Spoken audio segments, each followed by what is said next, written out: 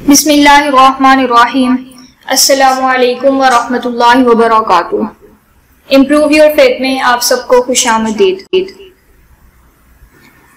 रमजानुल मुबारक का तीसरा अशरा निजात का अशरा है, यानी जहन्नुम से आजादी का अशरा। रमजानुल मुबारक के तीसरे अशरे की दुआ ये है,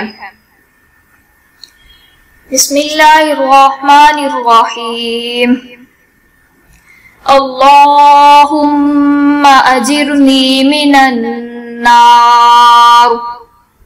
ए अल्लाह, हम सबको आग के अजाब से बचा। अल्लाहुम्मा इन्नका अफ़ुव्वुन करीमुन तुहिब्बुल अफ़्व फ़अफ़ु अन्नी। ए अल्लाह, तू माफ करने वाला है, माफ करना पसंद करता है, मुझे माफ फरमा दे, आमीन।